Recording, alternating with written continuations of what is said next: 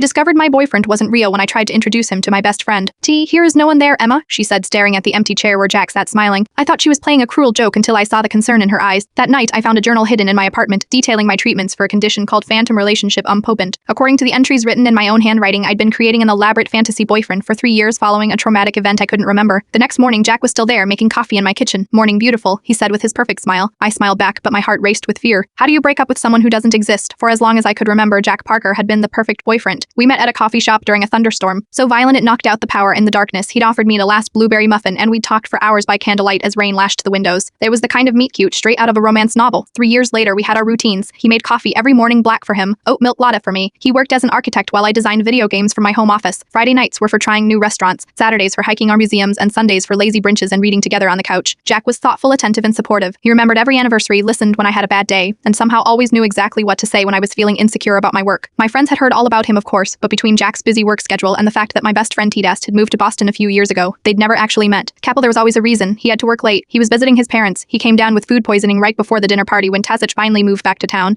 and insisted on meeting the man who'd stolen my heart. I was thrilled. I planned an intimate dinner at my apartment, Jack's favorite pasta, candles, good wine. I can't wait to finally meet the famous Jack, Kajis said when she arrived, hugging me tightly. He's excited too. He's just finishing up a work call, I told her, pouring her a glass of wine. 10 minutes later, Jack emerged from the bedroom with a warm smile. You must be Tennist, he said, extending his hand. Emma talks about you constantly. I beamed, watching my boyfriend and best friend finally meet, but Abess didn't take his hand. She looked at the empty space where Jack stood, then back at me, confusion clouding her features. Where is he? She asked. I laughed nervously. He's right here. Maya's expression shifted from confusion to concern. She placed her wine glass down carefully. Emma T, here is no one there. Very funny, I said, feeling a flicker of annoyance. Jack, tell her to stop messing around. Emma Toss's voice was gentle now. You were talking to an empty space. I hear is no one here but us. I looked at Jack, who seemed equally confused. What is she talking about? He asked me. A chill ran through me as Tazid stepped forward, her hand passing through Jack's chest as she reached for me. This isn't funny anymore, I said, my voice trembling. I am not joking, Tazage whispered, her eyes filling with tears. Emma, I am really worried about you. The rest of the evening passed in a blur of arguments and tears. Jack insisted Desis was playing an elaborate, cruel prank. Tassis called a doctor friend who specialized in psychological disorders, speaking in hushed tones from my bathroom when she finally left.